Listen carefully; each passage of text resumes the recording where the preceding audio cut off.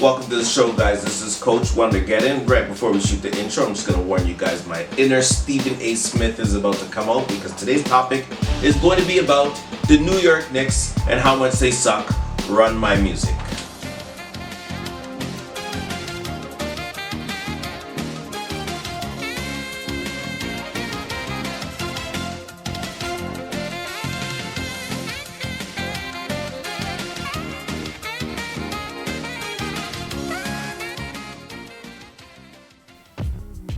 This is Coach WONDERGEDDON. I am your Coach WONDERGEDDON. Thanks for watching.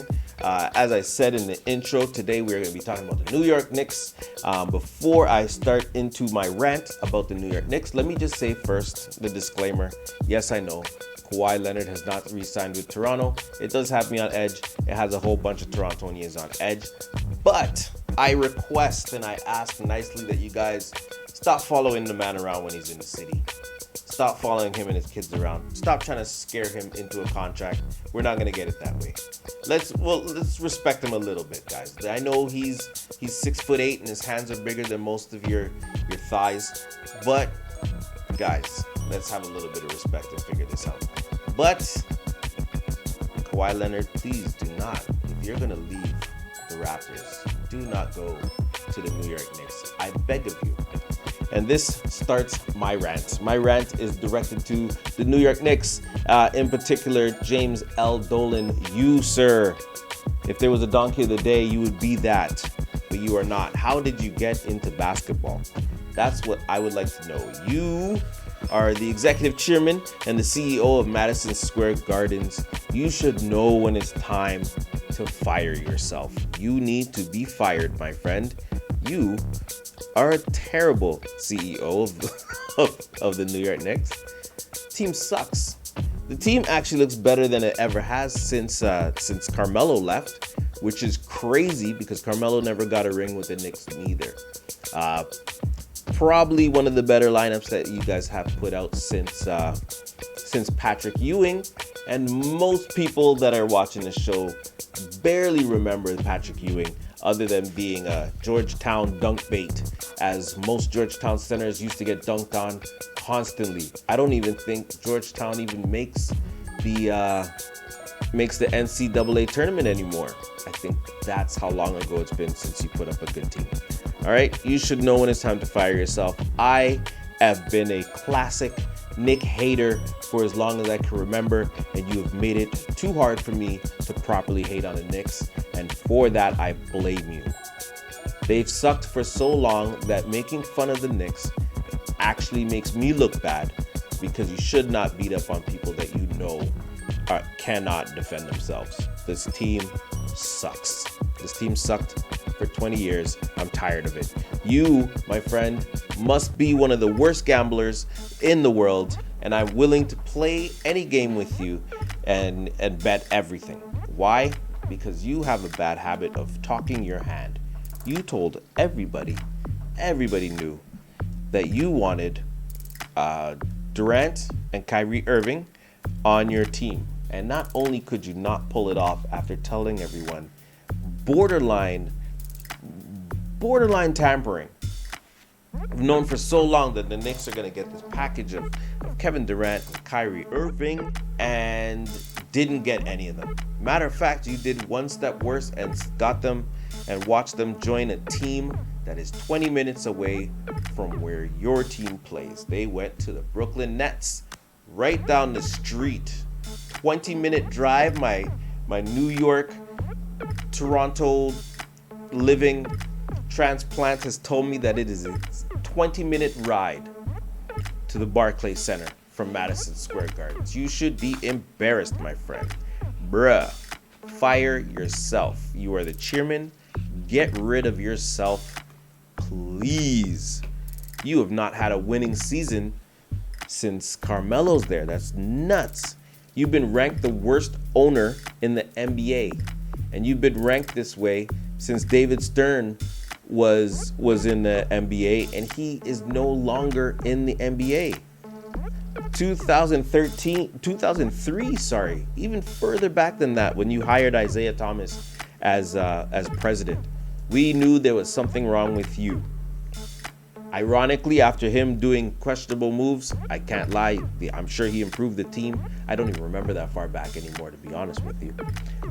2004, I remember you guys hired Larry Brown to coach a 5-year contract, and he lasted 1 year, and you still paid out the 5-year contract. That's crazy. That's just bad management, bad owner. Doesn't know what he's doing. You should fire yourself.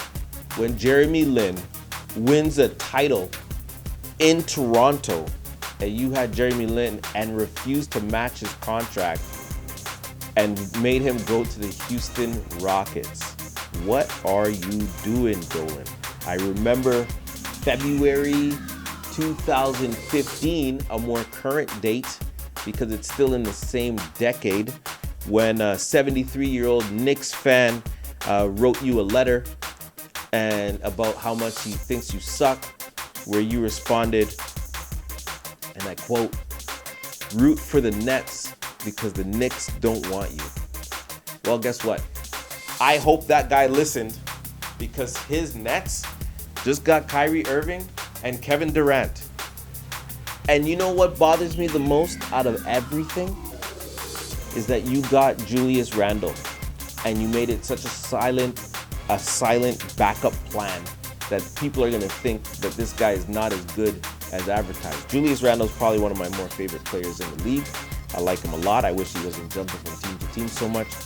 Stop in New York for 3 years might do him some good number-wise. I don't think he has any chance of winning a championship in New York. I don't know if the Knicks are ever going to win a championship. Ever, until they get rid of James L. Dolan. Okay? I'm not gonna lie. I'm not gonna act like he's done everything terrible. This is probably one of the best lineups I've seen him put up. Fantasy-wise, I'm not too sure who I'm gonna take off of this team given the opportunity. I will tell you this though. I will tell you the lineup, and I'm gonna have it scrolling on the side. Your starting point guard for the Knicks is going to be Dennis Smith Jr. I am okay with Dennis Smith Jr. He has half a season of practice with that team. I'm expecting him to come in running as soon as the season starts this year. How fast he's going to be running, I don't know, because he's with the New York Knicks, and I'm expecting something crazy to happen that's going to make this team worse than it is right now. His backup is Alfred Payton. Alfred Payton has something to prove because he is often injured, and that's why he's been traveling from team to team, from Orlando to the Suns. He's been switching from team to team. So I'm hoping that he gets to settle down, at least get his career back on track with the Knicks. I'm assuming there's opportunity to score with the Knicks because I am not too sure about the Knicks as a team, as I said. Shooting guard RJ Barrett, obviously they're number 3 pick in the draft. I have a lot of potential for my Canadian compadre. What they call them? They call him the Maple Mamba. The Maple Mamba. That's some big shoes to fill. I think at some point he's going to fill it. I don't think he's going to fill it with the Knicks. I think after he gets through his rookie contract, he's going to find a real team to go to, and he's really going to blossom. I know he wants to play for the Knicks, and I get it. You want to play for the Knicks before you get to the Knicks, and then you realize that the team is run by a guy who has no idea what he's doing. Sorry to bash you, bro, but I'm going to keep doing it. Small forward Kevin Knox, he had a good season last year. His backup's going to be Reggie Bullock, who I don't recall him doing anything substantial last year, but I'm going to assume that he was doing something good. Obviously, my favorite guy on the team right now is going to be Julius Randle. He just signed a 3-year contract at power forward. His backup, Taj Gibson, who also just got signed recently. I'm not too sure what kind of impact Taj Gibson's going to have, but it's nice that the Knicks actually have a deeper lineup. Their center is going to be Mitchell Robinson, who is going to be in his second year, and I'm hoping that he's going to be their defensive guy, and I hope that he puts up a lot of defensive stats. Offense not really needed with Julius Randle there because he is going to score a lot. I really like Julius Randle's game. He's fun to watch. I've had conversations where people have told me that he is not as good as advertised. He's not a perfect player, but I'll tell you what though, he's going to run a mean pick and roll with RJ Barrett and with Dennis Smith Jr. So I am looking forward to that. Good luck to you, Coach Fizdale.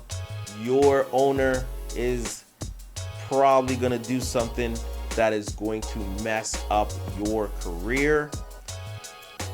For example, I already heard rumors about 2021 where they're already thinking about getting Giannis, and they're already talking about that, and their team is not even really developed yet.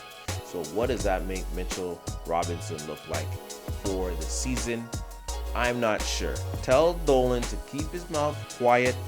Make your moves. Stop being a terrible poker player. If you were a poker player, I'm sure he would tell you exactly what cards he has in his hand before you start betting, and that's how you're going to beat him every time. Okay? New York Knicks, still hate you guys. I still do, I swear. It's just hard to make fun of you guys when you guys are as bad as you guys are. All right? So thanks for watching. I don't even feel like talking about anything else. I don't have anything else written down, guys, because this has bothered me so much that that I couldn't think of any other topic to put extra time. I knew I was going to talk about this one for a long time. Kawhi Leonard, if you sign with the Knicks after I made this rant and make them a better team, me and you, sir, will be beefing. You understand me? Because this team sucks. Look at this lineup. Look at this. Carmelo Anthony, Marcus Camby, Tyson Chandler, Jason Kidd, Amari Stoudemire, J.R. Smith, and Shumpert. That was 2013. That's the last time you guys had a good lineup. 2013. This team, I like this team, the roster that you guys have, and I still don't have them getting a 500 win percentage this season. Foolishness. Absolute foolishness. I have not been able to hate on these guys properly since 2013, and that is wrong, guys. That is absolutely wrong. I expect a 500 team. Out of all the players this season, I think they're going to get the best numbers fantasy-wise. Defensively, you might get some from Mitchell Robinson. I'm not expecting a lot of points from him, but I am expecting a lot of rebounds, and I'm expecting a lot of block shots. Julius Randle, obviously, 22, 23 points a game. Maybe double-double in rebounds. A couple assists. I don't know who he's going to assist to because I don't think he's going to be passing the ball back up to RJ, or maybe he will. Maybe he will be passing the ball back before RJ. I know he's going to get a lot of pick and roll points off the pick and roll with Dennis Smith and with RJ Bennett. So who knows? Wayne Ellington's back there. He's going to be a three-point shooter, so he might get a couple assists off of some three-point shots, some corner threes from Ellington. Kevin Knox, man, you were coming up, and I don't think you're going to be coming up much further. I think he's building a ceiling for you as we speak. I could be wrong, but let's face it, how often am I wrong? Not too often. All right, thanks for watching the show, guys. Coach Wondergeddon. We will talk about other sports. I'm overdue for some baseball, so next episode, we're going to talk about some baseball. We are going to talk about some wrestling because I got a lot of people telling me that they enjoyed the wrestling conversation that we had in the last episode. So we're going to continue with that. MMA's coming. Bones Jones is going to be facing Thiago. That is going to be a good match. That should be coming soon. I'm actually going to try to watch that, and if I can watch it live, then I think that's what I'm going to do on the show. And football's coming. So fantasy league is we have 10 teams in there right now. I might expand it to 2. If any of you guys want to buy in, then let me know. Holler in the comments down below. Thanks for watching Coach Wondergeddon. I am your host, Coach Wondergeddon, and that's another episode, guys. Thanks for watching.